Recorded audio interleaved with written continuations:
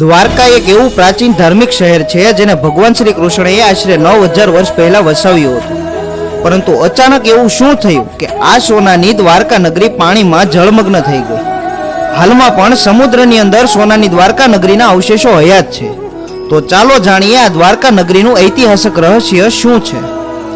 શ્રીમદ ભાગવત જણાવે છે કે મથુરા છોડ્યા પછી ભગવાન શ્રી કૃષ્ણએ દ્વારકા નગરીની સ્થાપના કરી હતી. દ્વારકાનું નિર્માણ કરતા પહેલા ભગવાન શ્રી કૃષ્ણએ સમુદ્રને 12 યોજન જમીન આપવાની અને પાણીને ખસેડી લેવાની વિનંતી કરી હતી.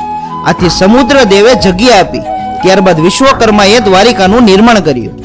પરંતુ શ્રી કૃષ્ણના મૃત્યુ પછી આ સુંદર સોનાની નગરી સમુદ્રમાં ડૂબી ગઈ. રિસર્ચ પ્રમાણે ખોદકામમાં મળેલી દ્વારિકાની કહાની 9000 વર્ષ જૂની છે.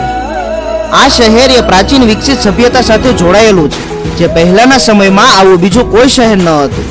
પરંતુ સચ્ચાઈ એ છે કે ધરતીના વિકાસની સાથે સાથે સભ્યતા અને પૌરાણિક ઇતિહાસ હંમેશા માટે સમુદ્રની પેટાળમાં દફન થઈ ગયા, જેને લઈને હાલમાં પણ શોધખોળ ચાલુ જ છે.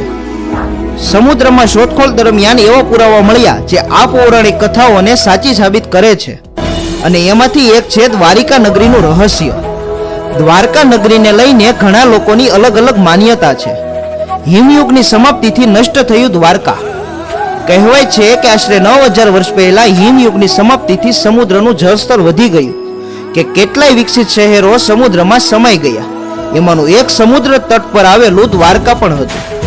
ઇતિહાસકારોનું કહેવું છે કે દ્વારકાને ભગવાન શ્રી કૃષ્ણના મૃત્યુ પછી જાણી જોઈને સમુદ્રમાં નષ્ટ કરવામાં આવી હતી. ઘણા લોકો દ્વારકાને દ્વારાવતી, કુલસ્થુલી, ઓખામંડળ, ગોમતીધાર, ચક્રતીર્થ, અનતક અને વારતર્કના નામથી પણ જાણે છે. આ શહેરની ચારે બાજુ ઘણી લાંબી દિવાલો હતી અને જેમાં ઘણા બધા દ્વાર હતા. ઘણા બધા દ્વાર હોવાને કારણે આ શહેરનું નામ દ્વારકા પડ્યું. કહેવાય છે કે સમુદ્રમાં હાલમાં પણ આની દિવાલો હયાત છે. યાદવોની રક્ષા માટે દ્વારકા પહોંચ્યા ભગવાન શ્રી કૃષ્ણ. શ્રી કૃષ્ણએ જ્યારે કંસનો વધ કર્યો ત્યારે જરાસંઘે શ્રી કૃષ્ણ અને યદુવંશનો નાશ કરવાની પ્રતિજ્ઞા લીધી. તે મોકો મળતા સમયે સમયે મથુરા અને યદુવંશીઓ પર આક્રમણ કરવા લાગ્યો. ધીરે ધીરે તેનો અત્યાચાર વધવા લાગ્યો.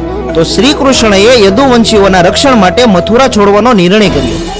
પોતાના યદુવંશી ભાઈઓ સાથે દ્વારકા પહોંચ્યા. અહીંયા તેઓ આરામથી રહેવા લાગ્યા. ધીમે ધીમે સમય વીતવા લાગ્યો. આ એ સમય હતો કે યદુવંશીઓ અંદરો અંદર લડવા લાગ્યા અને યદુવંશનો નાશ થયો. 36 વર્ષ રાજ કર્યા પછી ભગવાન શ્રી કૃષ્ણનું મૃત્યુ થયું. ભગવાન શ્રી કૃષ્ણના મૃત્યુ પછી દ્વારિકા નગરી પાણીમાં જળમગ્ન થઈ ગઈ.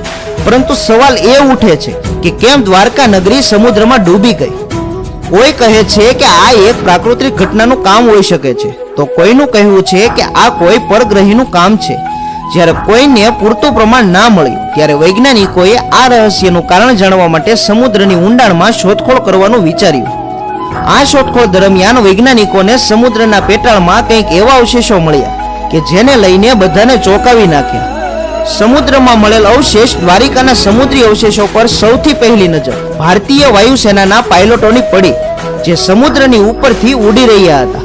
પ્રોફેસર રાય અને તેમની ટીમ 1980માં સમુદ્રની અંદર 500 થી 600 મીટર ઊંડાઈમાં દ્વારિકાની લાંબી દિવાલોની શોધ કરી, જ્યાં તેમને ત્યાં પૌરાણિક સમયના વાસણો પણ મળ્યા, જે આશરે 5000 થી 6000 વર્ષ જૂના હતા. 2005 થી 2007માં ભારતીય પુરાતત્વ વિભાગે સમુદ્રની અંદર સમાયેલી દ્વારકા નગરીના અવશેષો શોધી કાઢ્યા. 2005માં તેમને સમુદ્રની અંદરથી એવા વિશાળ પથ્થર મળ્યા કે જેને ચેક કરવા દેશ વિદેશની લેબોરેટરીમાં મોકલવામાં આવ્યા, અને તેમાં જાણવા મળ્યું કે આ વિશાળ પથ્થરો કોઈ મહાન નગર અથવા મંદિર ના હોઈ શકે તેવું જણાવવામાં આવ્યું હતું. જ્યારે સમુદ્રમાં ચેક કરવામાં આવ્યું તો સમુદ્રમાં માનવ નિર્મિત નગર મળી આવ્યું. તો આ નગર આશરે 30000 વર્ષ જૂનું છે અને 9000 વર્ષથી સમુદ્રમાં દફન છે, અને આજે પણ શોધ ચાલુ છે. વિડીયો પસંદ આવ્યો હોય તો કોમેન્ટમાં જય શ્રી કૃષ્ણ જરૂરથી લખજો, તેમજ વિડીયોને લાઈક અને વધુમાં વધુ શેર કરો.